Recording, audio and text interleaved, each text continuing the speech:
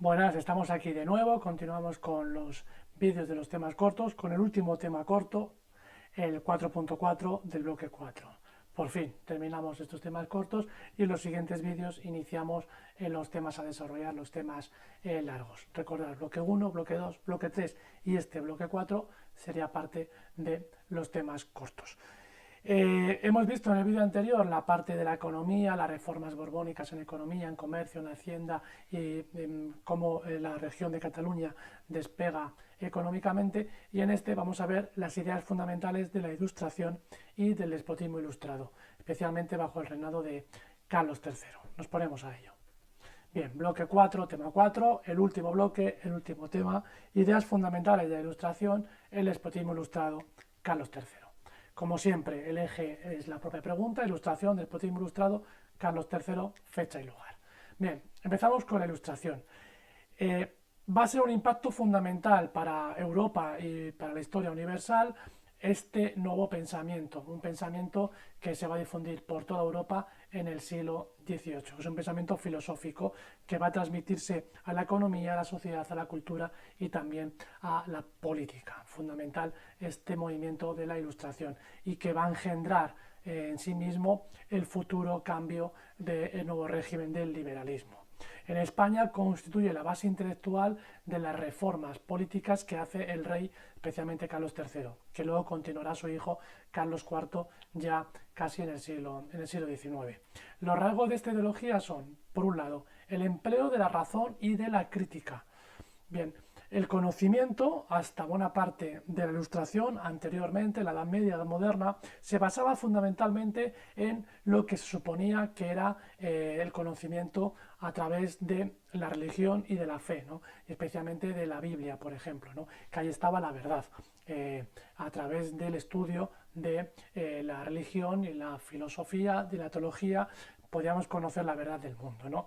Sin embargo, a partir de estos filósofos van a cambiar un poco la forma de pensar y van a centrarlo todo en la razón, ¿no? Aquello de pienso, luego existo, y a partir de ahí, pues la crítica, ¿no? Es decir, si todo lo podemos pensar, si todo lo podemos razonar, abrimos camino, por lo tanto, a lo que es bueno, a lo que es malo, a lo que se puede cambiar, a lo que no debe cambiar, ¿no? A la crítica, porque el foco ya no está en algo fijado e inmóvil, que sería el pensamiento en teoría de la teología y de la Biblia, ¿no? O de la religión, donde ya está todo fijado, lo que Dios hizo, y lo que hay que hacer es cumplir con lo que ya está impuesto, con las normas que ya están dichas, mientras que el camino de la razón es y por qué sí y por qué no, porque esto me vale o porque esto es bueno o porque esto es malo, ¿no? Que es el camino que va a abrir la Ilustración como nuevo modelo de cambio de la mentalidad.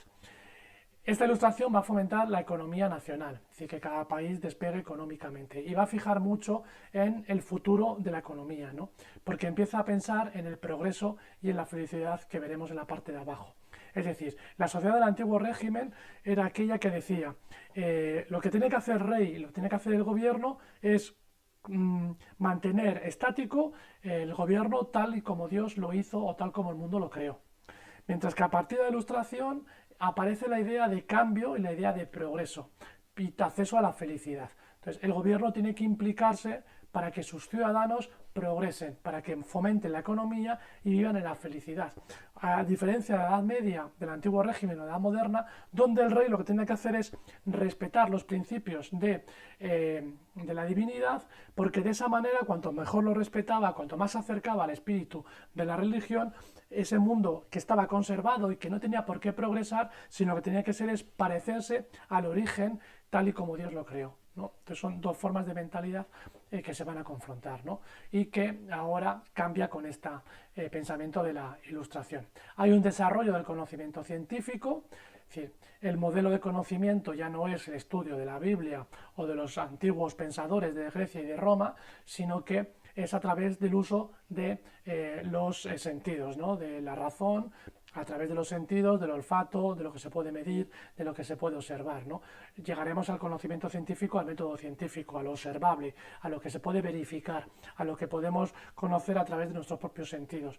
No hay límite más que nuestra capacidad de razonar a través de nuestros sentidos. Lo otro sería el mundo de la fe y el mundo, por lo tanto, que no podemos comprobar científicamente. Y eso quedaría fuera del conocimiento científico como tal, ¿no?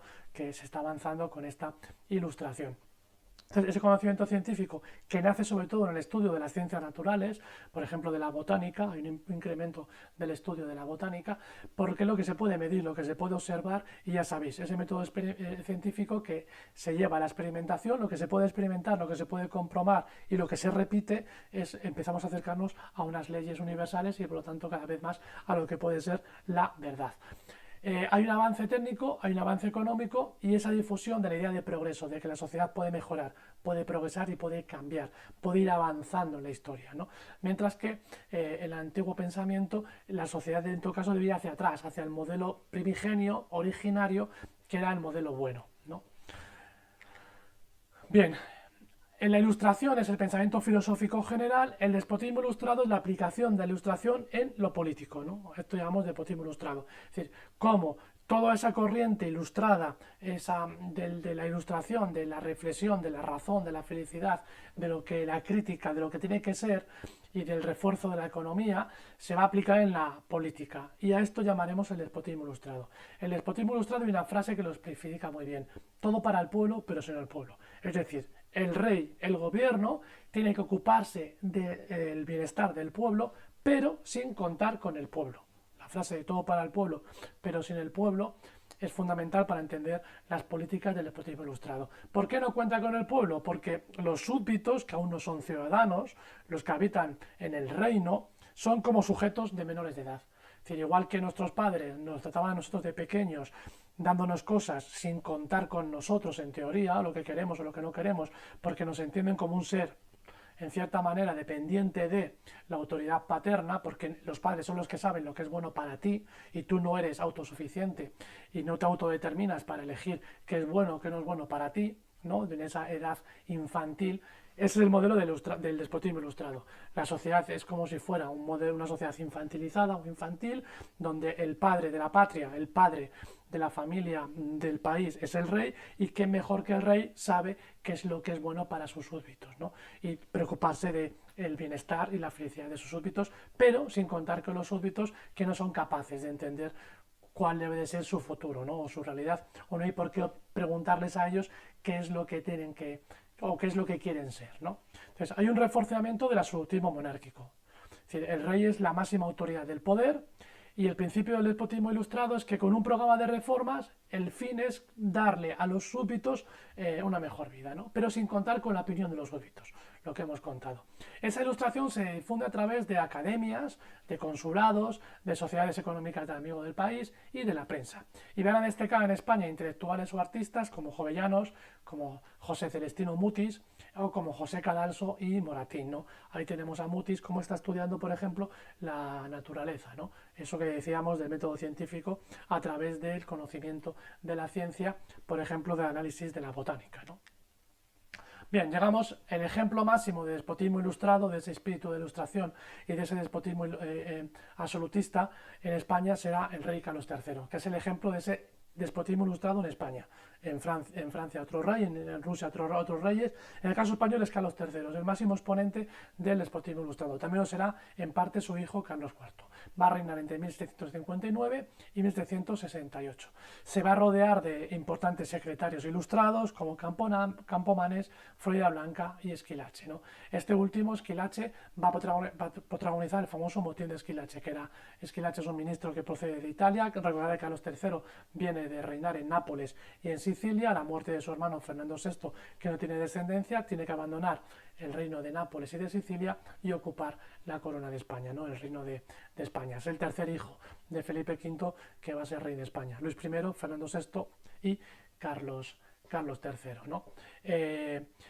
Volvemos a Esquilache. Esquilache es un ministro italiano que hace una serie de reformas, que intenta incrementar los impuestos, una serie de reformas con la forma de vestir, bueno, etcétera, y se le va a sublevar buena parte de la población, ¿no?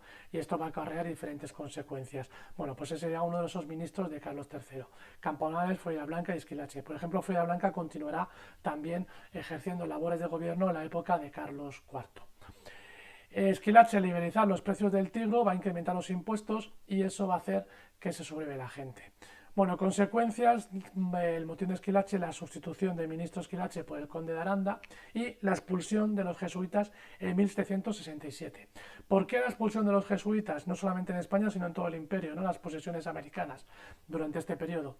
Si recordáis, habíamos hablado dentro de las políticas de los Borbones la concepción regalista del poder, en la cual por encima de la Iglesia estaría el rey. El rey se hace el jefe de la Iglesia en España, ¿no? Desplazando en cierta manera al Papa, ¿no? El Papa sería un jefe de la Iglesia lejano, ¿no? Pero nombramientos de obispos o nombramientos de los abades o nombramientos de las abadesas, de conventos, etcétera, va a estar siempre fiscalizado por la monarquía, si no es la monarquía la que va a dirigir esos nombramientos, ¿no? A través de esta política regalista. El caso de los jesuitas, si conocéis, y si no lo explicamos, es que tienen, aparte de los 3 votos o devotos que tienen casi todas las órdenes religiosas, como el de pobreza, obediencia, el de castidad, etcétera, va a tener un voto particular, una promesa particular en la fundación que tienen los jesuitas por San Ignacio de Loyola, que será el del servicio absoluto al Papa, o de ponerse siempre a disposición del papado. Entonces el papado se ve como un país o como un poder extranjero que le quita el poder en esta política de reforzamiento de la autoridad del rey en cada país, le quita el poder al rey de intervenir en la compañía de Jesús por este voto especial de los jesuitas que tienen de máxima obediencia hacia el Papa, ¿no? Y es una de las razones, entre otras que habrá más, porque tienen mucho poder, por educación, por propiedades. Ahí se juntan varias ideas, pero una de ellas, o la excusa, sería este voto de los jesuitas hacia el papado, de obediencia absoluta al Papa de Roma, y en esta política regalista de poner por encima de todo la autoridad del rey, incluida de la Iglesia, desplazando la autoridad del Papa, pues confronta y por eso van a ser expulsados los jesuitas. Se mantiene esa política regalista que acabo de explicar y el privilegio de la nobleza y de los derechos señoriales. Bien, Carlos III va a mantener política económica con Olavide, Jovellanos y Campomanos, que abordan la ley agraria que habíamos visto en el capítulo anterior, aunque no se va a desplegar, pero sí se empieza a revisar qué hacer con la agricultura para mejorarlo, pero choca con los principios del antiguo régimen, de esas tierras amortizadas que habíamos hablado, etcétera.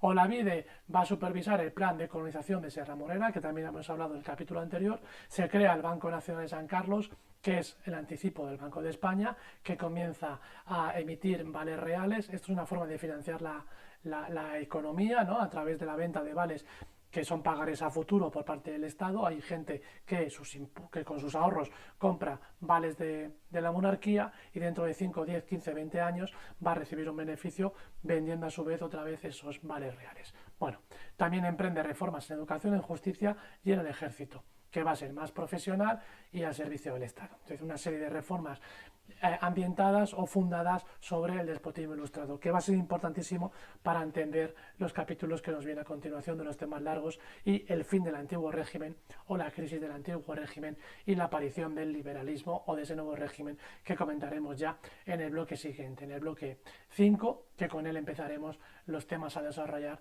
los temas largos. Espero que os hayan gustado todos estos bloques, estas preguntas cortas. Son muy breves, pequeñas píldoras que hay que manejar muy bien, sobre todo de vocabulario, de conceptos, tenerlos muy claros para poder responder de forma efectiva. Nos vemos en el siguiente vídeo, hacer un repaso si lo necesitáis y mucho ánimo con vuestros estudios. Nos vemos en la próxima.